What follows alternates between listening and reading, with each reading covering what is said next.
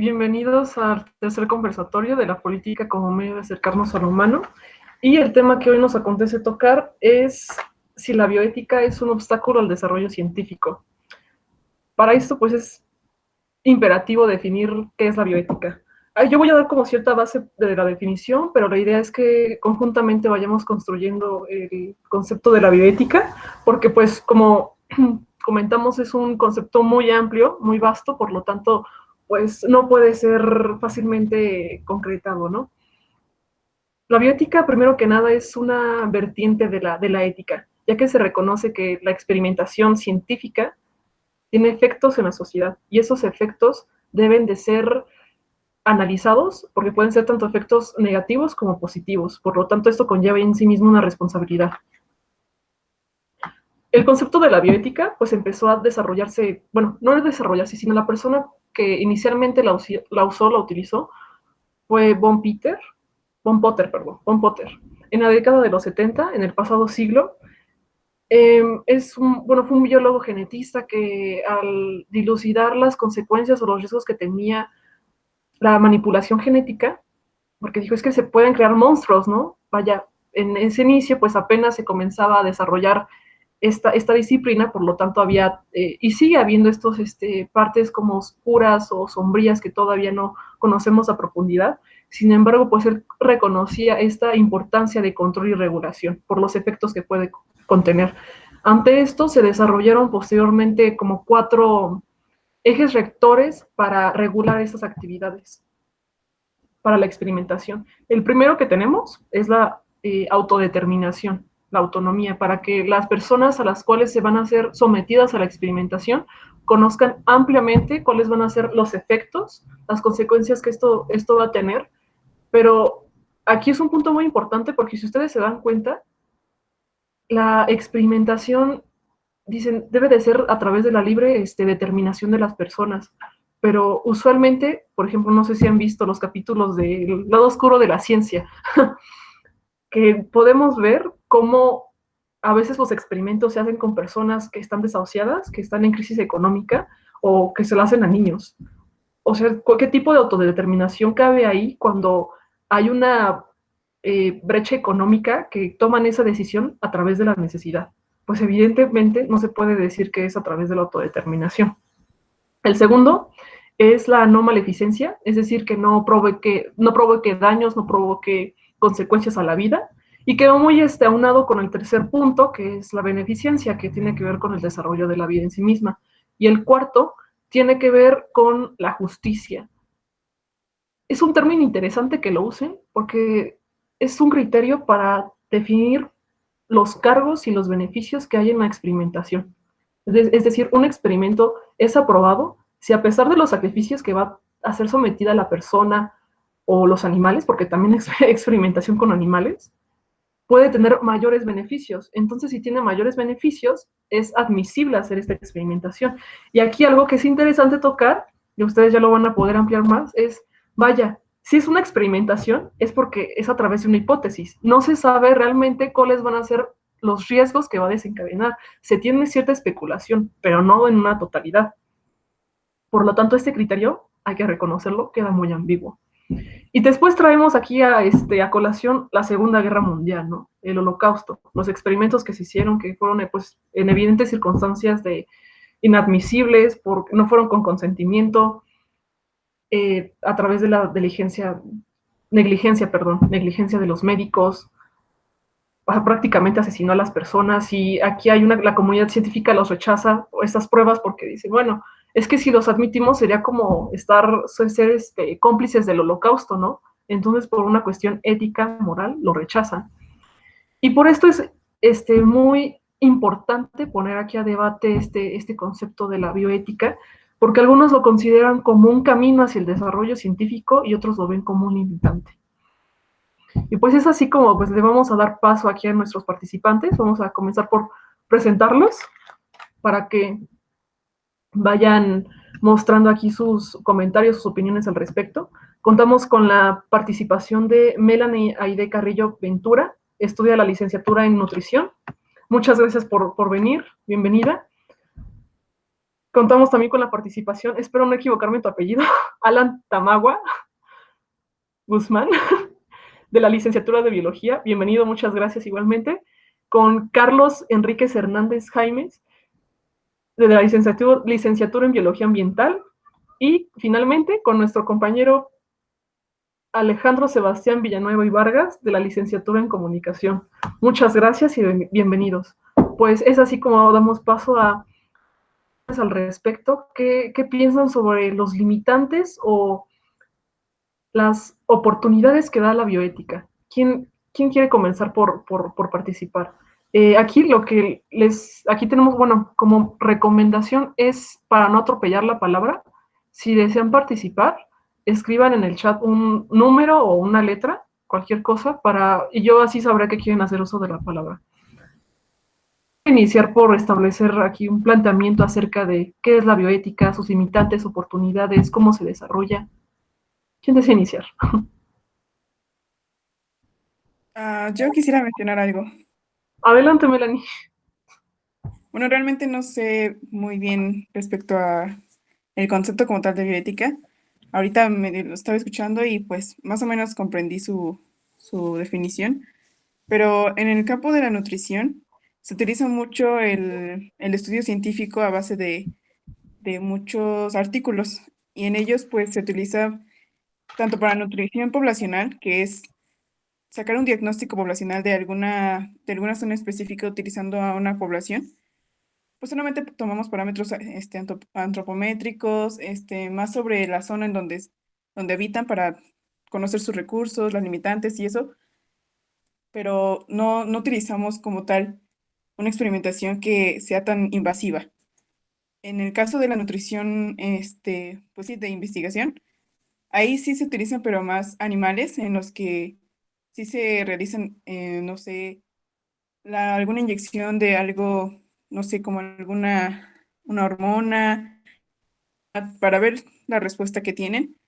Pero simplemente es utilizar en diferentes métodos, eh, pues diferentes individuos. En este caso, pues casi siempre se utilizan más animales como las ratas, pero hasta cierto punto creo que no tendría que haber una mayor invasión ante nuestro objeto de estudio, porque pues ya estarías inculcando, además de pues, de su persona, su condición, pues ya a lo mejor otra consecuencia. Más o menos eso entendí, no sé si esté bien, no sé si me di a entender. Sí te dice entender, pero no, bueno, vamos a darle la participación a alguien más, la oportunidad para que nos exprese su opinión, pero me gustaría que ahondaras más sobre que no es invasiva, o sea, ¿por qué la experimentación hacia ratas, ¿no? ¿Por qué hacia los animales? ¿No tienen derechos? ¿No son reconocidos como seres vivos que también tienen privilegio a una vida digna, a que se puedan desarrollar plenamente? No sé, hay que someterlo aquí a debate. ¿Quién quiere participar? La segunda intervención.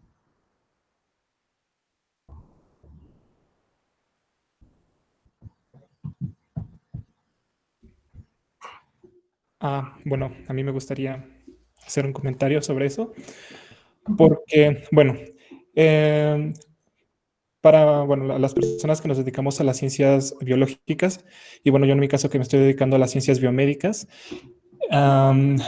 sí se toma una postura bastante, no sé cómo decirla, pero bueno, que le dicen antropocentrista, en donde se vela principalmente pues, por la vida humana, ¿no? Porque, pues, objetivamente tenemos mayor empatía hacia las personas que pues, se parecen a nosotros y que son, vaya, de nuestra misma especie, de nuestras mismas características.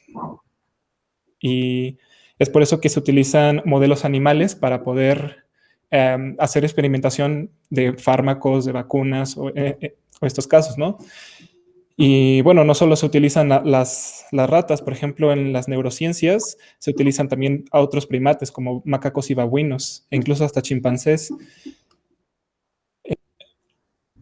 Pero a partir de esto surgen como códigos deontológicos para el trato digno de los animales de experimentación. De hecho, hay una NOM que lo regula y ahorita no estoy muy bien enterado sobre esa, no lo estudié muy bien, no sé cuál es, pero, y también, por ejemplo, tenemos unos 5 postulados que se conocen como las 5 libertades animales para el trato digno y ético de los animales, tanto de experimentación como de producción, ¿no? Entonces, ver que sí, existe toda una corriente de pensamiento que también está velando por la seguridad de los animales de laboratorio, ¿no? Entonces, aquí termino mi intervención.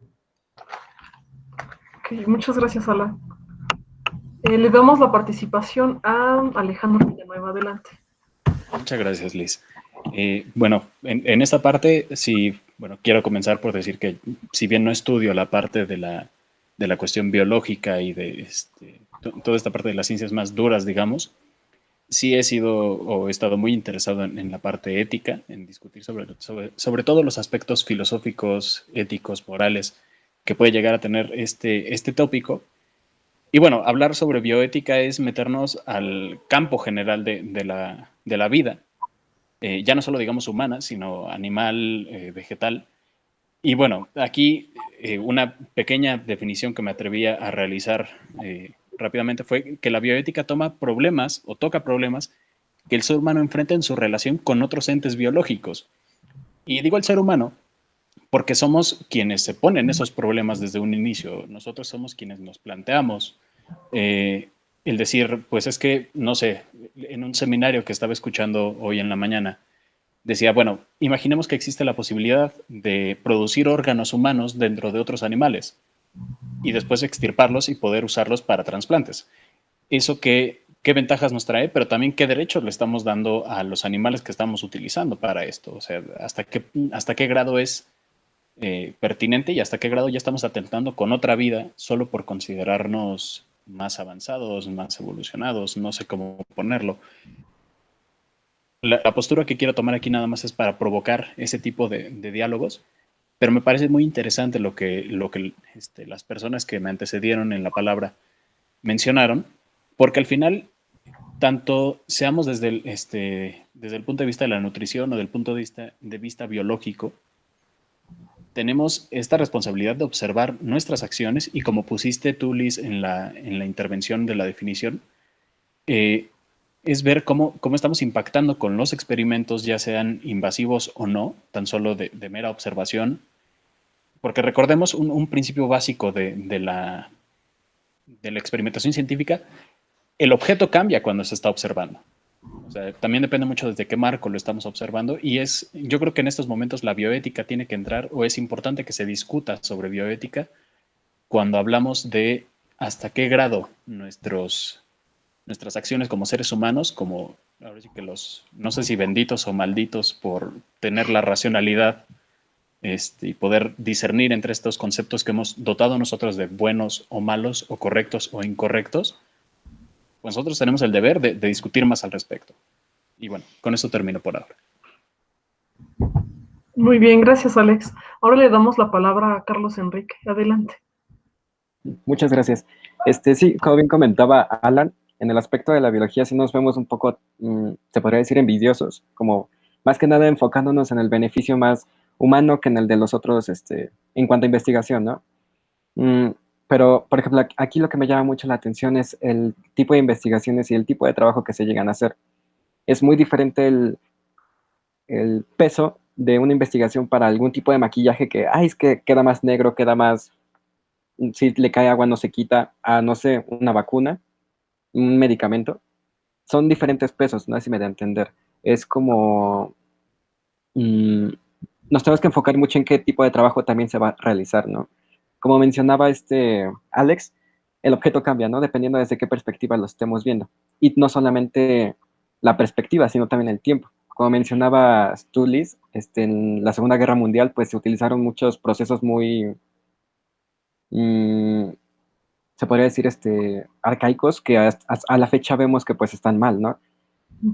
En esos tiempos, te aseguro que existían personas que decían que estaban bien. Obviamente la ideología se empieza a compartir, se empieza a disipar y se empieza a decir, no, pues yo lo veo bien.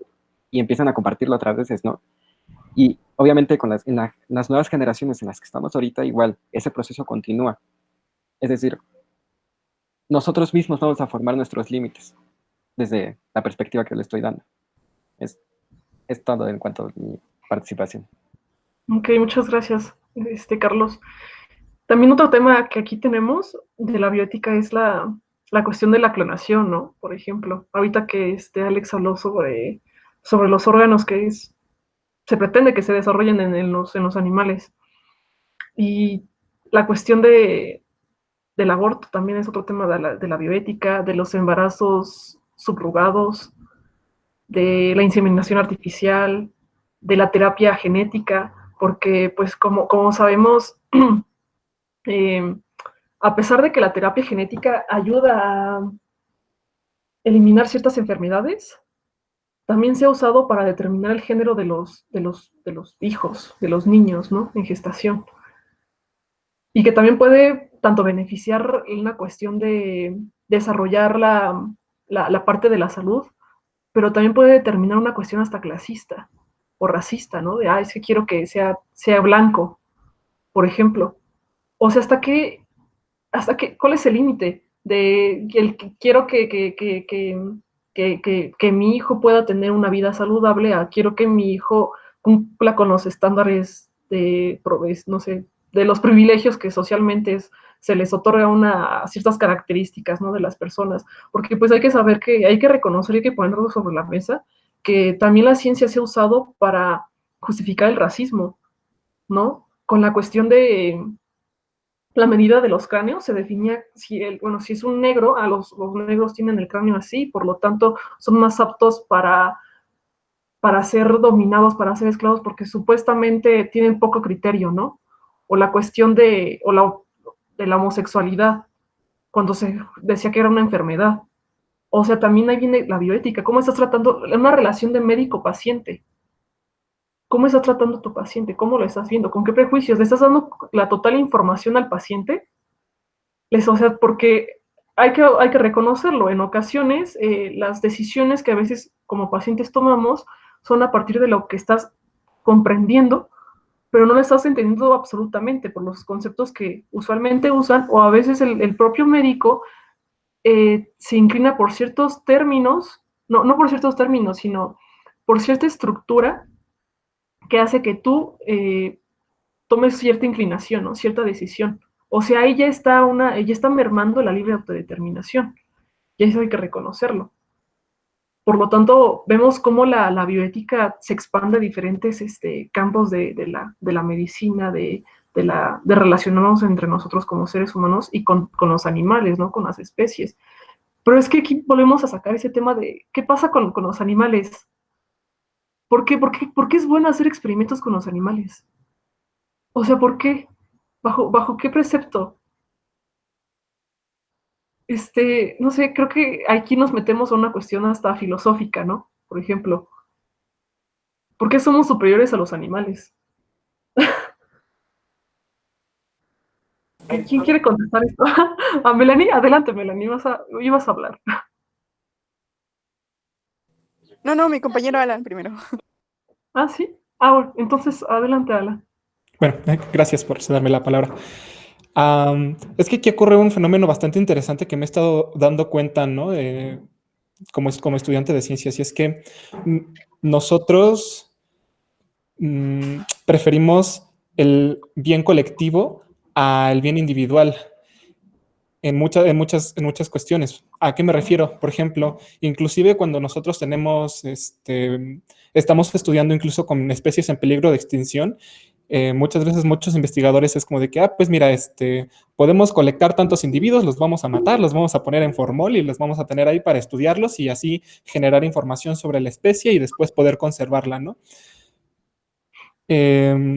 Y en el mismo caso de las ciencias biomédicas, ¿no? Es como de que, ok, nosotros queremos solucionar un problema, ¿no? Por ejemplo, hallar un tratamiento eficaz contra la esclerosis múltiple o la encefalomielitis, cosas así, ¿no? Entonces es como de que, ok, nosotros queremos un bien colectivo para un grupo de personas que están sufriendo de una enfermedad, entonces, pues no hay, bajo nuestros preceptos es como de, ok, esto va a tener un bien futuro, entonces podemos sacrificar vidas de, por ejemplo, ratas, ratones, monos, para un bien mayor, ¿no? Aunque sea para una especie diferente a la nuestra o aunque sea para nosotros mismos, ¿no? Pero en el caso, por ejemplo, de los médicos veterinarios o de personas que se dedican más a las ciencias de la salud, prefieren o son más, sí, pues prefieren más la vida del individuo a la del colectivo, ¿no? Siempre es como de que, ok, em, por ejemplo, en el caso de los médicos veterinarios es como de que, ok, nosotros queremos salvar las vidas de los gatos, de los perros, pero luego entran en conflicto con los biólogos que dicen, no, pero es que tenemos que erradicar a los gatos y los perros de los ecosistemas porque están generando un conflicto, están generando un conflicto con el ecosistema, ¿no? Entonces, yo creo que ahí va de eso, ¿no? Tú como científico buscas más el bien, un bien colectivo que sea más como trascendental a uno individual que va a beneficiar solamente a una persona o a un individuo o incluso a una rata de laboratorio, ¿no? Eh, bueno, aquí termino. Gracias, Alan. Sí, vaya, lo que comentas es buscar un equilibrio. Vamos con Melanie y después vamos con Alex. Adelante, Melanie. Sí, bueno,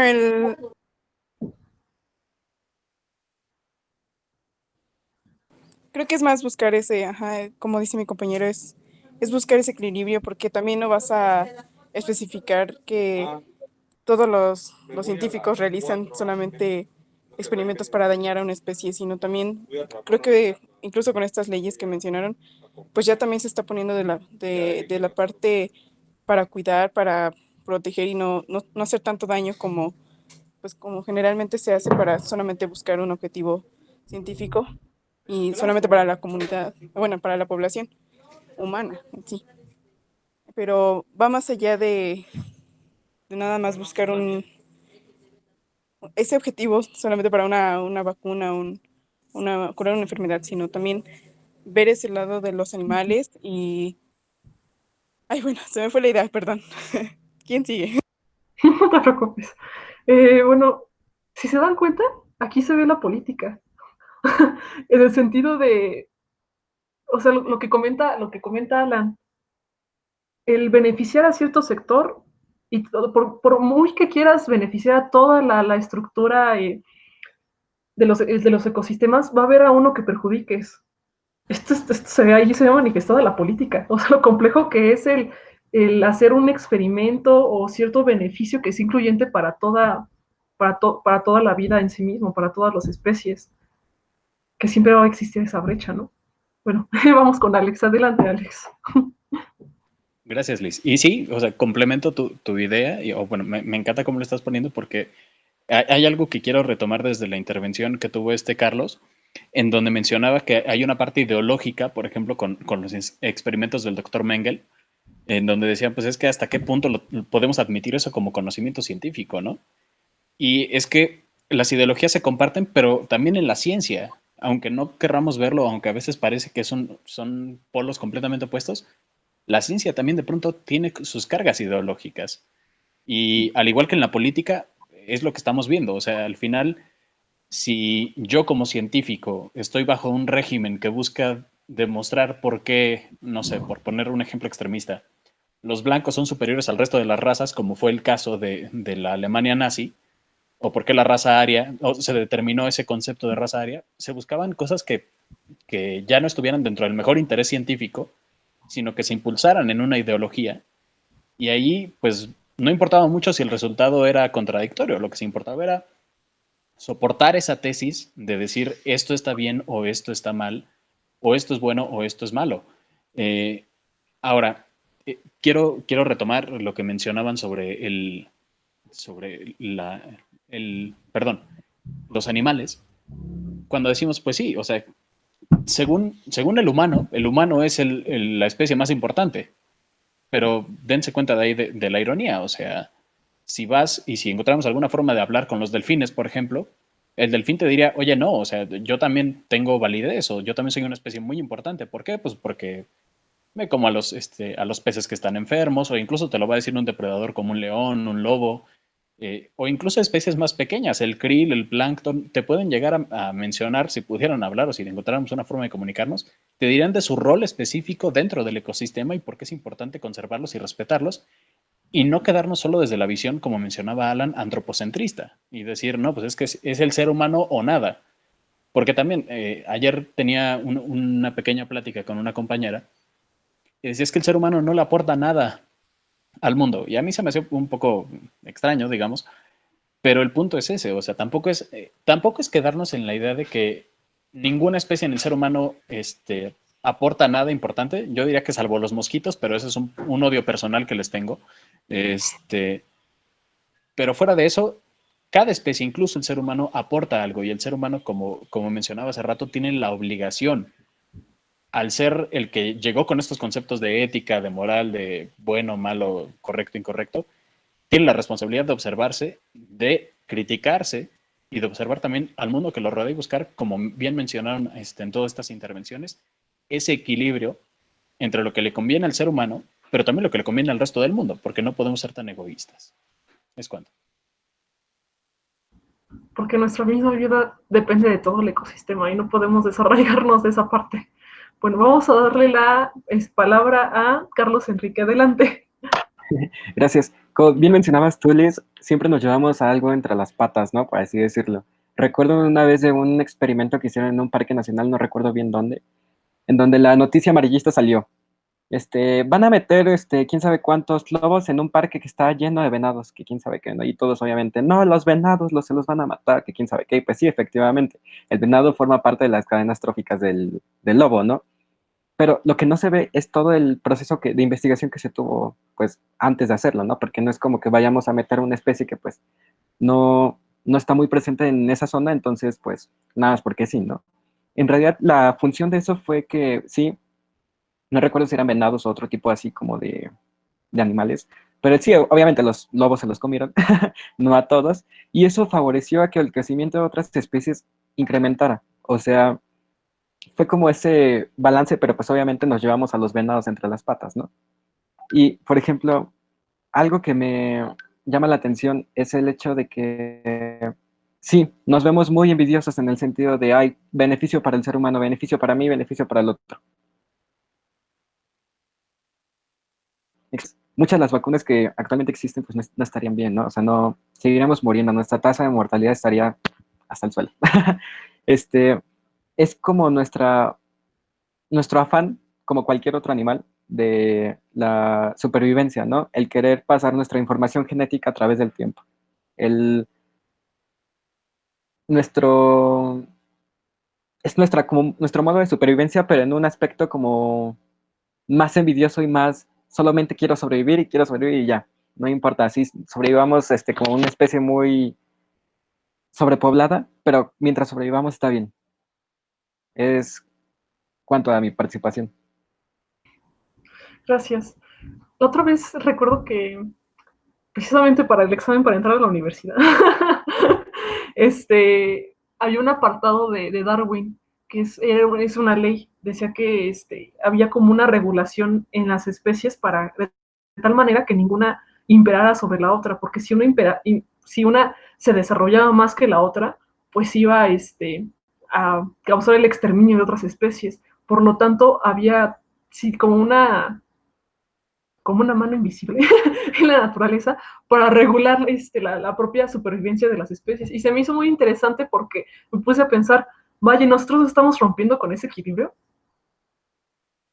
tal vez. O sea, no sé si, o sea, el avance de la ciencia nos ha servido para mejorar nuestra vida, pero que también nuestra vida no está mermando, bueno, sí está mermando, como lo podemos ver, el acto destructivo que tenemos contra el medio ambiente, contra los ecosistemas, y no nos ponemos a reflexionar sobre esa parte. Algo que también, después, si quieren lo toman, solo lo quiero tocar aquí, para que después lo vayan desarrollando, sobre la cuestión de los fármacos, ¿no? O sea, hay una industria de los medicamentos, que saben que funcionan como una luna de miel, te sirve para quitarte los síntomas, pero realmente no te está ayudando a aliviar realmente la enfermedad, ¿no? Ahí es ético, o lo está violentando. ¿Qué opinan al respecto? Vamos con Alan, adelante. Ya.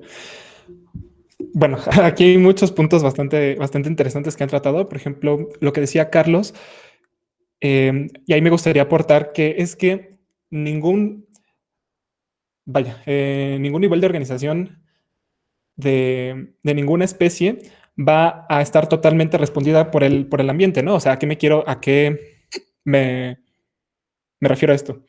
O sea, que, por ejemplo, nosotros tenemos principios como especie, tenemos principios, tenemos una organización, pero esto no es que nuestra organización interna vaya a afectar al ambiente, sino que es toda una red de interacciones bastante interesantes que, que son aparte de nosotros, ¿no? Y que nosotros formamos parte de ello, pero no lo podemos controlar y no lo podemos manipular. Y bueno, conforme a lo que decías eh, sobre lo de nosotros como humanos, cómo estamos rompiendo con los preceptos de Darwin, y es que pues sí, efectivamente hay muchas leyes de selección natural, deriva génica, bueno, selección sexual todavía, pero selección natural ya no aplican al humano, ¿no? Porque ya no es parte del flujo de energía, bueno, del flujo trófico, o sea, de cómo las plantas fijan la energía, los herbívoros se comen a las plantas, los carnívoros, ya no participamos en ese ciclo, sino que nosotros lo utilizamos en beneficio propio. Y al tercer punto que comentabas sobre los fármacos, como me llega un poquito, ¿no? Porque yo me quiero dedicar pues a la parte farmacéutica, entonces pues sí, sí es como otro tema totalmente aparte, ¿no? Porque no sé si saben, pero para el estudio de vacunas tenemos que tener siempre una población control. Y de hecho lo han visto, ¿no? Como por ejemplo, ahorita he estado siguiendo así como el desarrollo de vacunas para el COVID. Y la vacuna de AstraZeneca estaban diciendo, bueno, en general en todas las vacunas, tienen que vacunar a 15,000 personas, ¿no? Entonces, pero de esas 15,000, 6,500, 7,000 van a tener la vacuna real y otras 7,000 van a tener que estar con un placebo, con agüita destilada inyectable, ¿no? Entonces, ahí también está esta parte, ¿no?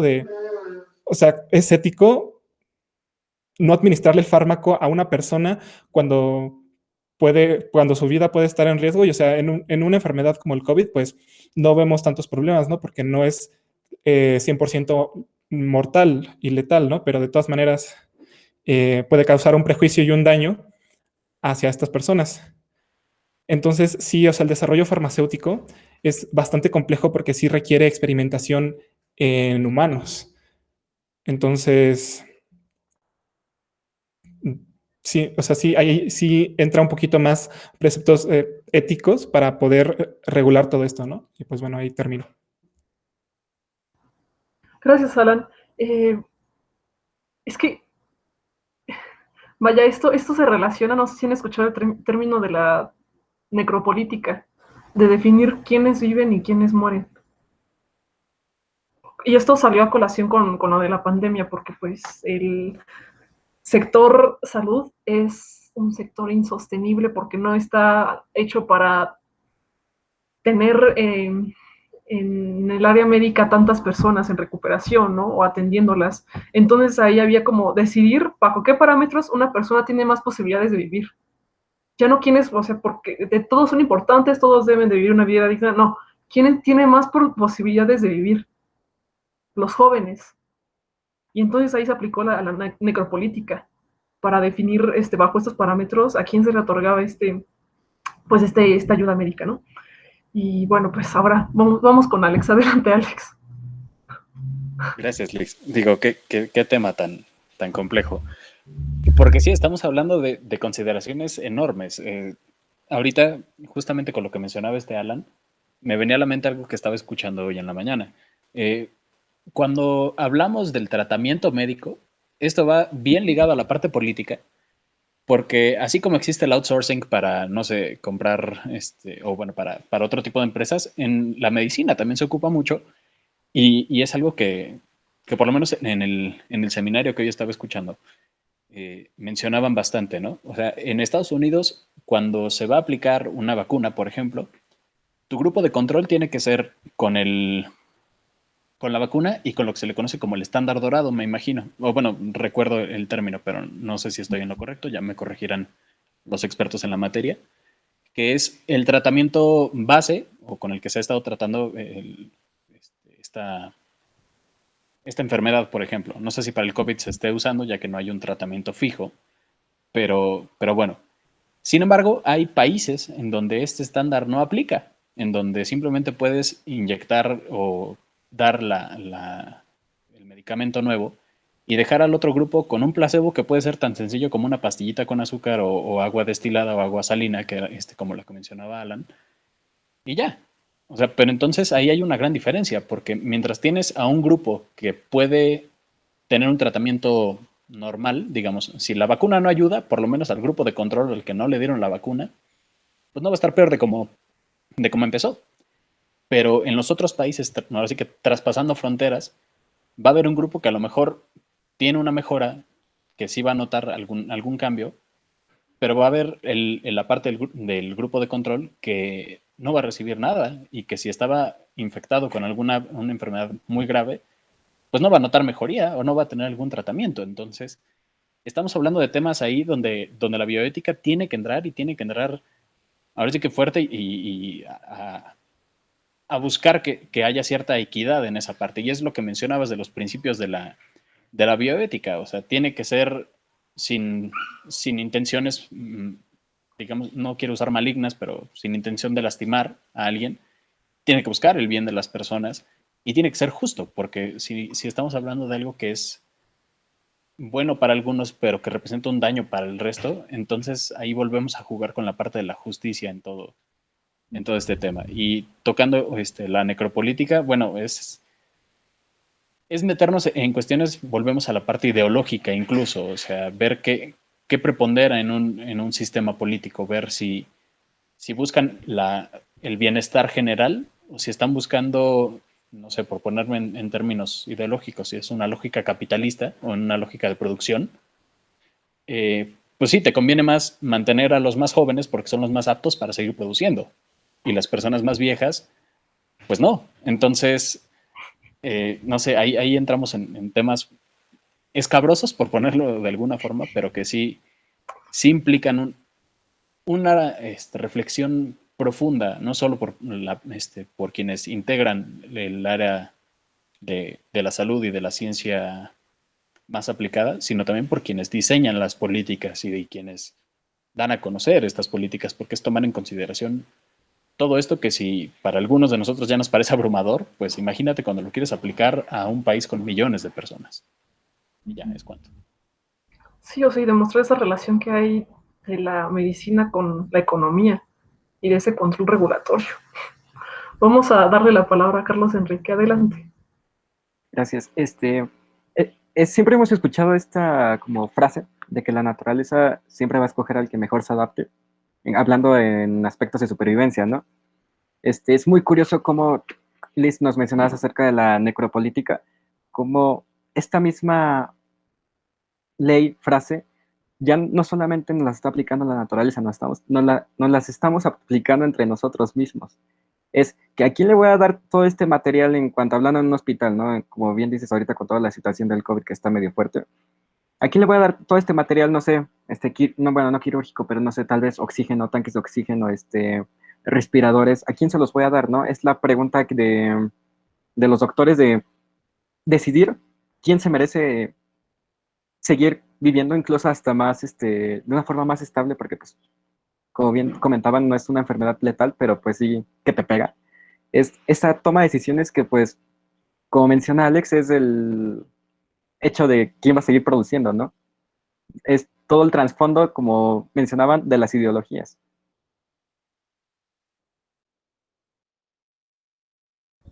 Sí, precisamente, y que usualmente no nos sometemos a reflexión, ¿no? O sea, que cada decisión, cada investigación está hecha para beneficiar hasta cierto sector, o igual y analizar cuáles fueron las herramientas por las cuales se creó ese experimento, ¿no? O sea, a qué grupo de personas se les hizo. O sea, desde ahí hay una brecha en cuanto a condiciones. Y aquí una pregunta que va a estar muy difícil que la podamos contestar, porque el factor de la justicia que acaban de mencionar, pues por evidentes circunstancias siempre va a haber a un sector que se va a ignorar. O sea, siempre, queramos o no, siempre va a haber consecuencias que no vamos a ver y que van a afectar a especies o al medio ambiente o a los propios seres humanos. Así que la pregunta que aquí les arrojo es, ¿qué criterios ustedes considerarían, ustedes formularían para que estos beneficios del desarrollo científico beneficien a todos? A todos en cuanto a especies, animales, insectos, seres humanos, al medio ambiente, o sea, todos en una generalidad. ¿Qué criterios se tendrían que tomar en cuenta para estar consciente de esta interacción que hay entre todos y la importancia que tenemos? ¿Quieres decir algo, Alan?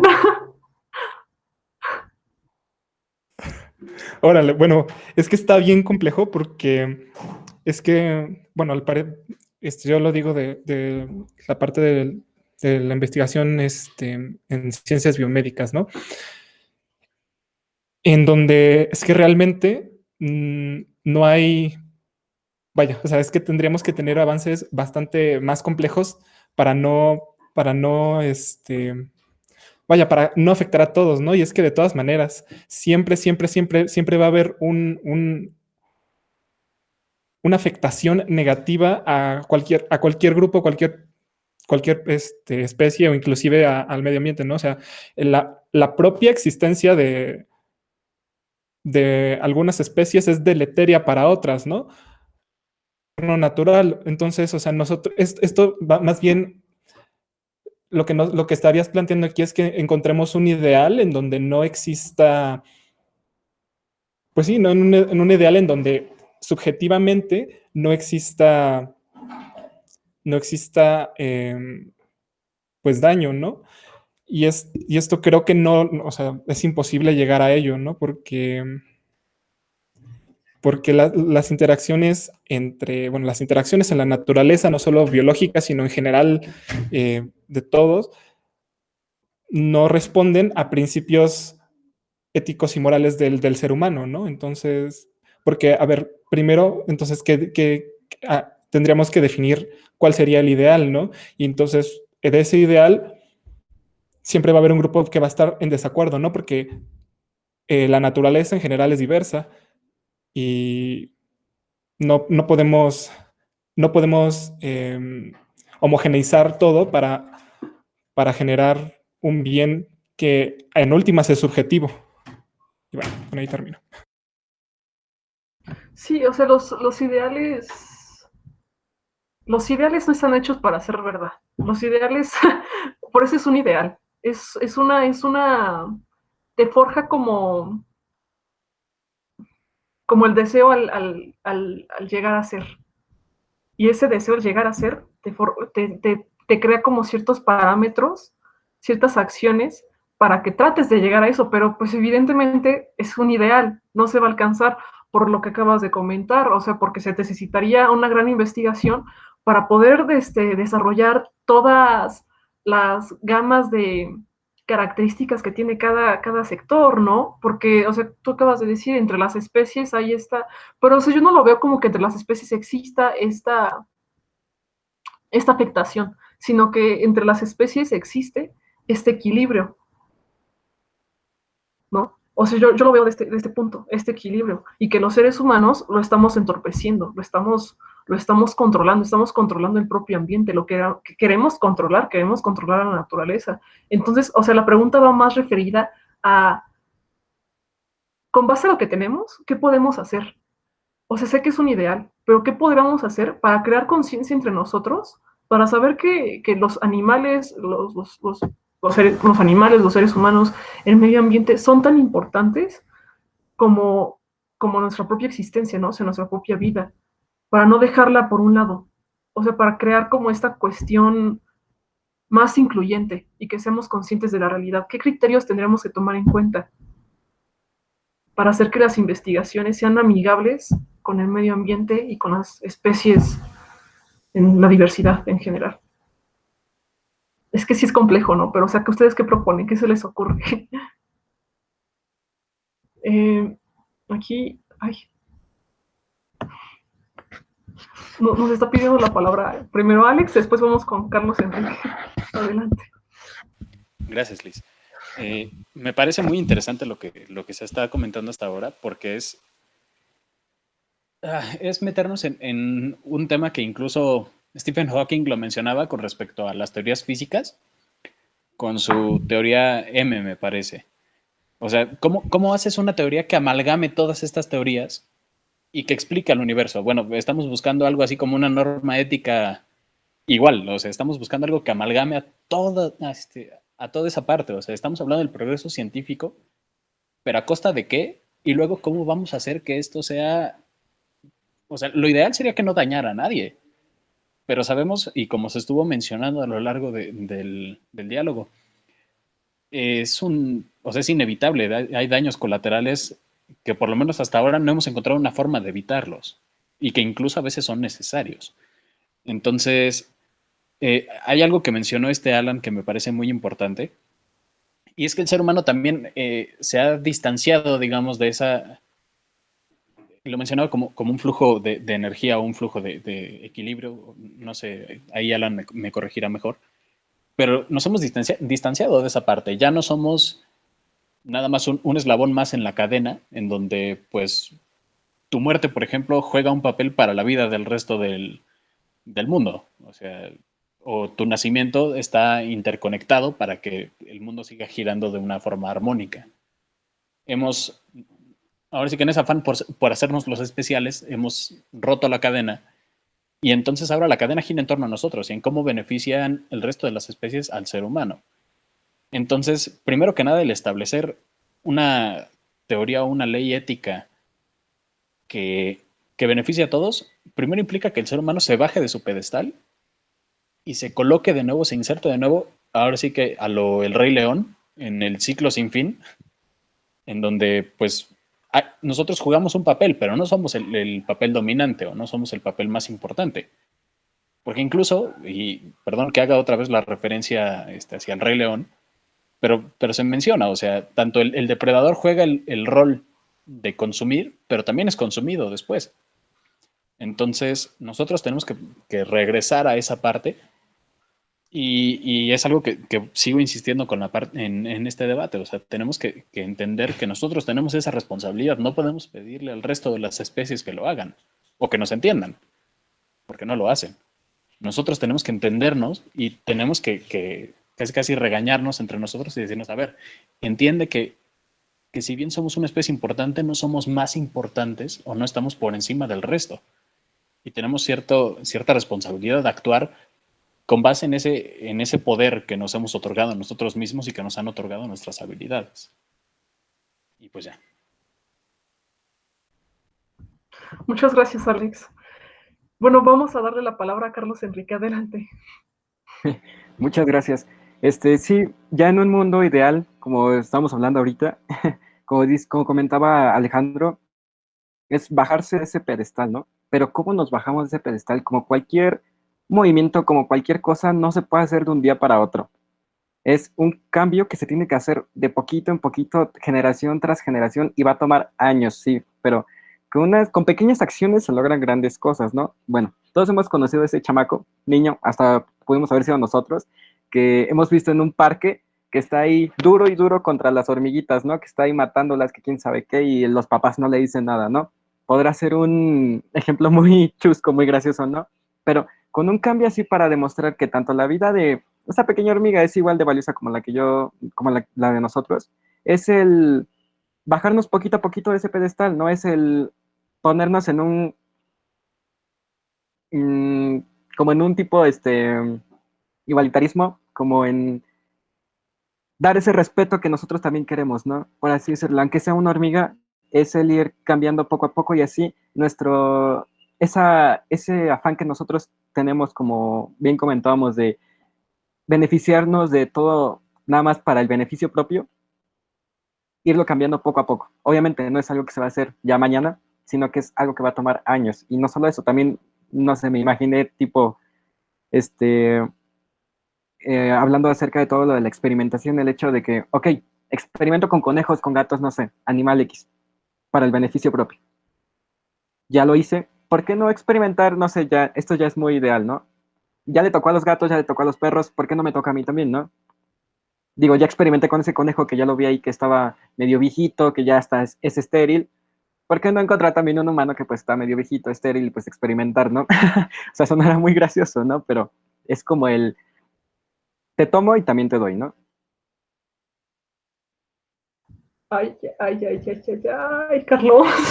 Este, es que, es que ahí entras con, estás yendo en contra de los 4 criterios que se deben de tomar en cuenta, que es la autodeterminación. Porque si estás haciendo experimentos con personas que están desahuciadas, están en, vaya, es una libre autodeterminación. O sea, contéstame, ¿considerarías que es libre autodeterminación si están en esa situación? ¿Qué opinas? No, yo sentiría que ya estaría, como tú dices, invadiendo estas reglas que ya están bien estipuladas. Sí. O sea, ahí entrarías que están en contra de estás violentando sus derechos humanos. Ándale. Es que incluso he escuchado a personas, tengo una amiga que dice que hay que hacer experimentos con personas con discapacidades o personas que nacen con alguna deficiencia física, porque dice, pues es que no van a vivir, ¿no? Pues hay que hacer algo con su vida, hay que darle significado a su vida. Es como que, ¿por qué no es importante esa persona, no? O sea, son las personas a las que más tenemos que proteger porque están en esta vulnerabilidad. Ay, bueno, es otra cosa. Que también aquí hay que someterlo a debate, hay que considerarlo. Bueno, le damos la palabra aquí a Alan. Adelante. Bueno, comentando un poquito esto, también es que hay que recordar que no somos la primera especie que intenta, bueno, que está como generando extinciones masivas y cosas así, ¿no? Porque pues ya hubo eventos antes, como por ejemplo en el Huroniano con las cianobacterias que causaron una extinción así masiva por su proliferación, porque pues ellas solo estaban sobreviviendo y estando ahí, ¿no? Después estuvo en el Eoceno otra que se llamó evento Azola, que igual un helecho que proliferó demasiado, tanto que provocó que la capa de ozono se engrosara y ya no llegara a sol y pues otra vez otra extinción, ¿no? Pero somos la primera especie que tiene como conciencia de su existencia y conciencia de su, o al menos eso lo tenemos en cuenta, ¿no? Que tenemos conciencia de nuestra existencia y conciencia de nuestras interacciones con el entorno, ¿no? Y pues como decía Carlos, que pues gracias a eso podemos generar cambios para ir a mujer, ¿no? Y luego esto que decían de experimentar sobre personas también se me hace súper interesante y se me hace también un dilema ético bastante complejo porque, a ver, tú puedes decir, ok, estas personas están, por ejemplo, no sé, personas que tienen cáncer, están desesperadísimas por un tratamiento que pues, los ayude a vivir, ¿no? Entonces, pues podemos someter a estas personas que se están sometiendo voluntariamente a un tratamiento, pero su propia condición les obliga o los determina a tomar esta decisión, ¿no? O sea, no son totalmente libres de elección. Es algo bastante, o sea, que no, o sea, son libres de elegir, pero están condicionados por sus propias condiciones, ¿no? Bueno, por su propia existencia, por su propia, no sé cómo, no sé cuál es esa palabra, por sus propias, ¿Como condición? vaya, o sea, tienen libertad de elegir, pero están condicionados a su entorno, a su experiencia. No sé si me voy a explicar. Bueno, con eso termino. Sí, o sea que la condición que están viviendo influye en tomar esa decisión, por lo tanto no están tomando una decisión libremente, sino están como impulsados por la condición que están viviendo. Bueno, le damos la palabra Alejandro. Adelante, Alex. Gracias, Liz. Bueno, quiero retomar desde el comentario que hiciste antes de la intervención de Alan sobre esta parte de la experimentación con humanos. Sí, sin duda es un tema que da para mucha plática y para aventarnos aquí, yo creo que más del tiempo que tenemos ahorita. Pero es algo que sí es importante por lo menos mencionar y dejar ahí por lo menos la espinita de duda para que se reflexione. Y también dejar algo que mencione este Alan y que me gustaría conceptualizar un poquito más, que es la parte del dilema ético. O sea, como tal un dilema ético, por lo menos por lo que he aprendido, es cuando dos principios morales o dos principios éticos chocan y entonces uno tiene que decidir entre qué impera sobre el otro. Y por ejemplo, en este caso de la experimentación humana, tenemos dos principios, o yo observo dos principios. El principio de el progreso es bueno o el progreso científico presenta una ventaja hacia el ser humano en general o hacia la humanidad en general. Y por el otro tenemos la vida es importante y la vida de un ser humano es importante. Entonces aquí entra un choque en donde parecería que no podemos encontrar una forma en donde ambas coincidan, ¿no? Y es algo importante, yo creo que, si me lo permites, Liz, después te hago llegar el seminario que estuve escuchando hoy en la mañana, para que el resto de la audiencia lo pueda revisar y saque sus propias conclusiones. Pero se mencionaba sobre todo esta parte de la experimentación y sobre todo de cómo viven las personas con discapacidad. No hablemos de personas que adquieren esa discapacidad, aunque suene muy feo, o sea, una persona que es lesionada y entonces se le tienen que amputar brazos o piernas o alguna extremidad o pierde alguna capacidad, sino personas que nacen con ellas, por ejemplo, que es un ejemplo que me llega. Una persona que nace con una discapacidad no tiene que se tiene que adaptar a un mundo que no está diseñado para esa persona, pero jamás ha tenido como la base de vivir como un ser humano normal, entre muchas comillas. Una persona a la que se le tiene que amputar un brazo o una pierna y ya vivió en su momento con dos piernas, dos brazos, sí tiene que readaptarse y tiene que reconstruir desde una experiencia previa que ahora ya no puede vivir. Entonces, y la ponente que habla en el seminario lo decía, imagínate que en un viaje interplanetario conoces a personas con 4 brazos. Son seres casi idénticos a nosotros, solo que tienen 4 brazos. Si ellos nos vieran a nosotros, dirán pobrecitos. O sea, imagínate lo triste y lo horrible que debe ser vivir con solo 2. O sea, hay tantas cosas que yo puedo hacer con 4 que me satisfacen muchísimo más que solo 2. Pero tú como ser humano viéndolos a ellos dirías, pues yo no noto nada de malo conmigo. O sea, el cómo estoy constituido me ayuda a sobresalir a salir adelante y a hacer lo que yo considero apropiado. Lo mismo con las personas que nacen con una discapacidad. Digo, a lo mejor ahí me estoy haciendo mal al asumir cómo lo interpretan otras personas, pero quizá hay personas que dicen, la forma en la que yo estoy constituido en estos momentos o constituida, busca satisface lo que necesito hacer. Ya sería cuestión de preguntarlo y sería cuestión de hablarlo con otras personas. Pero volviendo al tema, la experimentación con seres humanos también es meternos ahí al terreno de, o sea, sí te estoy informando qué te voy a hacer, pero ¿por qué te tendría que experimentar a ti? ¿O por qué tendría que experimentar sobre ti? Y ya con esto cierro mi intervención y para meter una referencia ahí a la cultura pop. Hay un musical que se hizo sobre el Dr. Jekyll y Mr. Hyde, en donde la historia gira ahora en torno en cómo el Dr. Jekyll quiere entender de dónde surge la maldad humana y tiene a su padre desahuciado en un asilo mental. Y dice, pues déjenme experimentar con él, es mi padre y si puedo ayudarlo y si puedo curarlo, entonces tenemos esa ventaja, ¿no? O sea, ya hice algo bueno y si no, pues tan sencillo como que pues ya está desahuciado, ya está en las últimas de su vida, pues no pasa nada si lo mato, ¿no? Y ahí entra el problema y le dice la junta de directivos, no te podemos dejar que hagas algo así porque entonces te estás metiendo, digo, ahí se metían en puntos religiosos, pero imagínate, te estás metiendo con una vida que no es la tuya. Y al final lo que tiene que hacer Jekyll es experimentar sobre sí mismo para poder entender si su experimento iba a ser algo bueno o algo malo. Y ya de ahí nos sabemos la historia de cómo Mr. Hyde se vuelve este alter ego que ocupa Jekyll para para llevar a cabo sus pensamientos más sucios y más perversos, ¿no? Pero tenemos ese dilema, o sea, si yo estoy experimentando con alguien, ¿hasta qué grado estoy haciéndole un bien? ¿Y hasta qué punto nada más lo estoy haciendo por satisfacer mi propia curiosidad? Y entonces, ¿mi curiosidad vale más que la vida de una persona? No sé, dejo eso ahí en el aire. Pero la curiosidad puede ser usada para buscar una solución, para satisfacer la vida de las personas, o sea, que tengan una mejor condición de vida. O sea, depende cómo se haga esa curiosidad, ¿no? También. Pues bueno, como pudieron ver, el tema de la bioética es bastante amplio.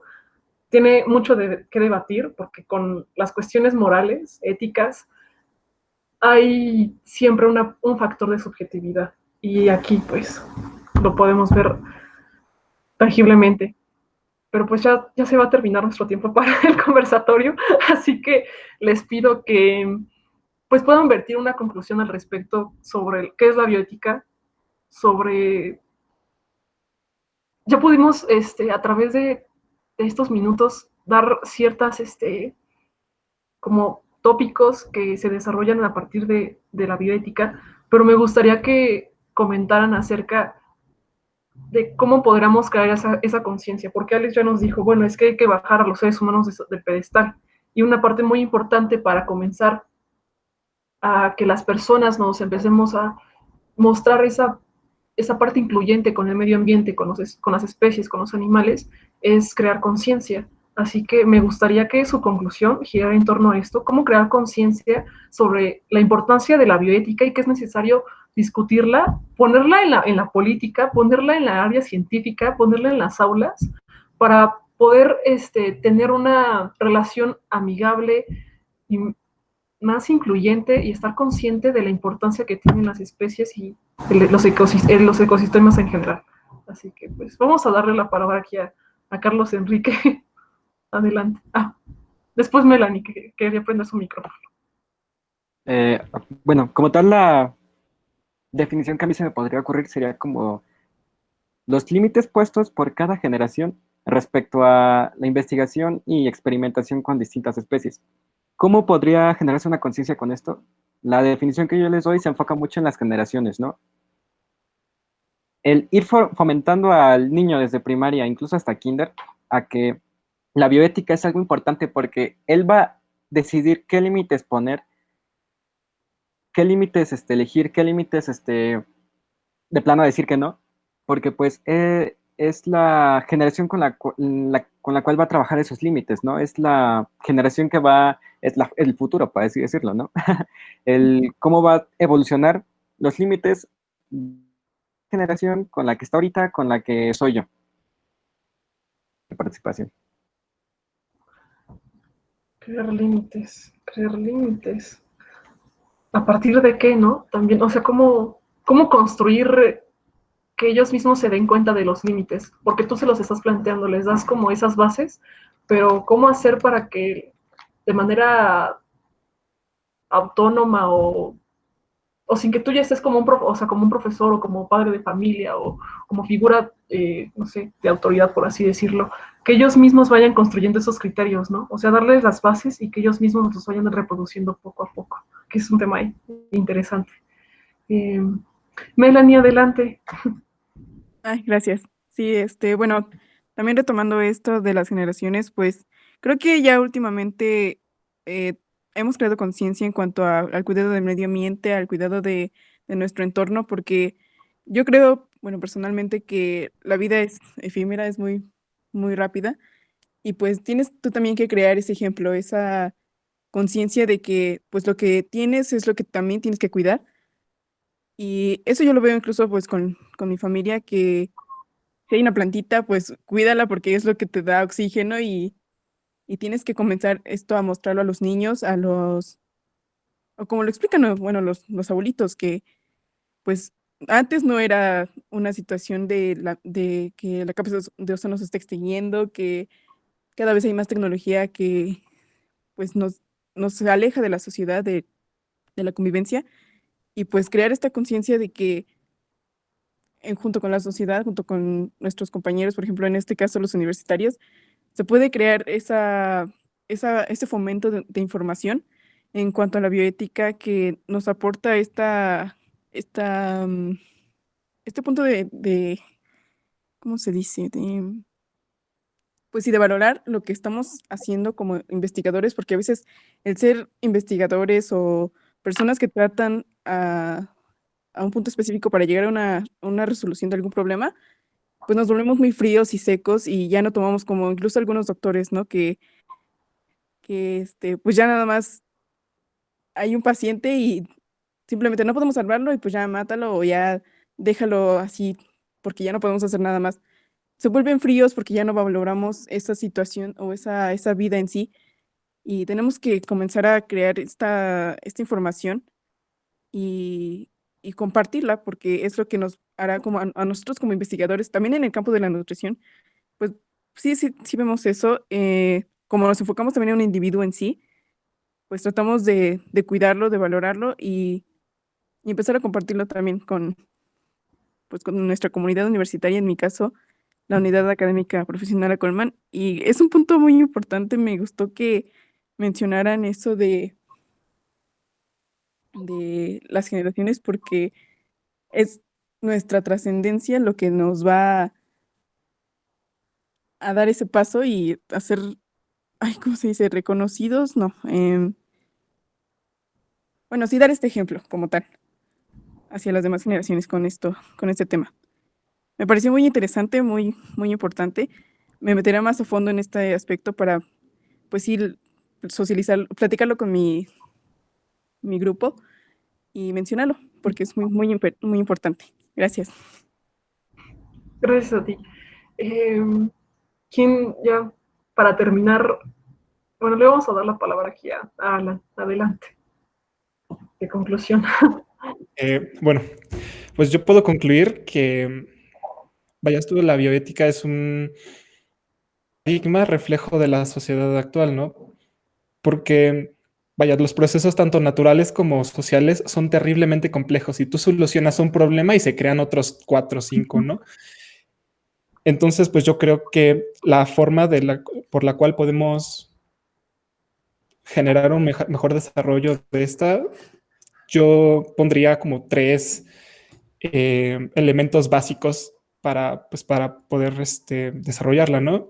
La primera sería el pensamiento crítico, la comunicación y la empatía.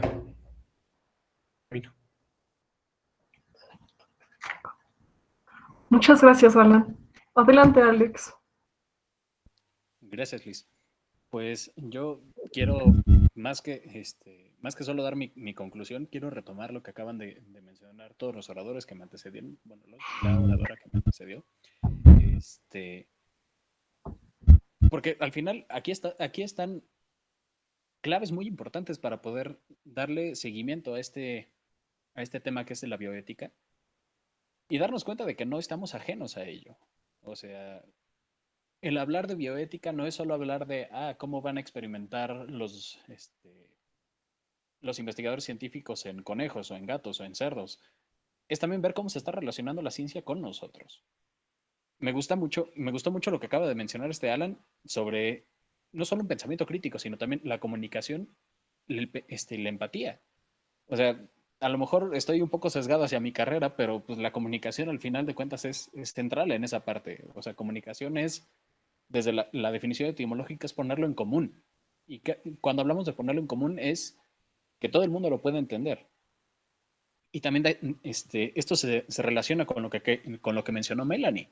O sea, si lo socializamos entre nuestros iguales, entre nuestros pares, pero también atándolo con lo que mencionaba Carlos, de también hacerlo en cuestión de generaciones. O sea, las generaciones que nos dieron luz y nos han criado a lo largo del tiempo tienen una visión, pero las que vienen atrás de nosotros, las generaciones más jóvenes, tienen otra visión completamente distinta y nosotros tenemos como jóvenes universitarios, como futuros profesionistas, si no es que ya algunos profesionistas, y líderes del mundo que está ocurriendo en estos momentos, pues tenemos la obligación moral de, a lo mejor no de decir esto está bien, esto está mal, pero sí de dar los recursos para que las personas a la hora de que llegue el momento de tomar una decisión, lo hagan con todas las herramientas posibles. Entonces, ya para finalizar y para juntar todo esto, diría que la bioética y las cuestiones éticas en general son un tema que se tiene que seguir poniendo en la agenda, y no solo en la agenda ciudadana, sino en la agenda, bueno, que lo ciudadano al final de cuentas también va a ser político. Ponerlo cada vez más y más y darnos cuenta de que es importante incidir y exigir que se hable en cuestiones de ética y en cuestiones de qué es lo correcto y qué es lo incorrecto, no solo para uno, sino para la comunidad que nos rodea y para el ecosistema que nos rodea, para el ambiente que nos rodea. Entonces, yo con eso concluiría. Hay que comunicar las cosas éticas o los temas éticos y también exigir que se sigan hablando de ellos. Entonces, quiero agradecer también mucho el espacio y el poder compartirlo con personas así de enteradas de todos estos temas. Muchas gracias. Bueno, pues muchas gracias a ustedes por participar, porque se hayan animado a discutir este tema que, como podemos ver, es de suma importancia y es bastante amplio. Y también, pues, creo que terminando este conversatorio nos podemos dar cuenta que nos hemos deconstruido hasta cierto punto. O sea, cosas que no habíamos tomado en cuenta, que no habíamos visto, las empezamos a compartir y que solo, como dice Alex y también Alan, a partir de esta comunicación, a través de este compartir ideas, podemos formular una visión más crítica. Y que la bioética es ser críticos, es reflexionar, es analizar sobre las consecuencias que tienen tus acciones, tus decisiones. Y esto crea seres humanos más conscientes sobre las acciones que desencadenan efectos.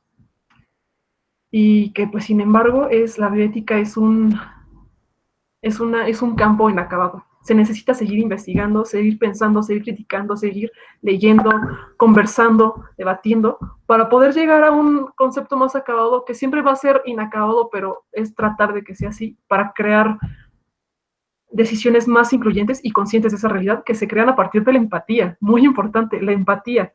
Reconocer que no estamos solos en este mundo, y como no estamos solos en este mundo, conlleva una gran responsabilidad al convivir con otras especies, con el ambiente y con otros seres humanos. Pues muchas gracias por participar, se los agradezco bastante, y pues hay que seguir investigando. Ay, Hasta perdón, luego. perdón, quería decir algo que, bueno, esto también nos hace, perdón, esto también nos hace ser unos profesionistas, bueno, en mi caso me aporta esta conciencia y ser una profesionista que no dejará de lado el estar en una sociedad y también que puedo aportar en ella y pues sí, de una manera más consciente, más amigable, como lo mencionas. Y por supuesto nunca dejar de ser empáticos porque, bueno, en el área de la salud a veces se deja de lado eso, porque pues hay una multitud esperando, no sé, ser tratada y a veces dejamos de lado por las prisas esa que sigue siendo una persona y valorar su tiempo y su salud en sí. Eso me aporta a mí por estar en el ámbito de la salud. Gracias a todos. Muchas gracias, Melanie. Gracias a todos por sus comentarios, por su participación, por vertir a este debate esta información, vistas críticas. Muchas gracias. En serio, muchas gracias. Hasta luego. Hasta luego, fue un gusto. Gracias.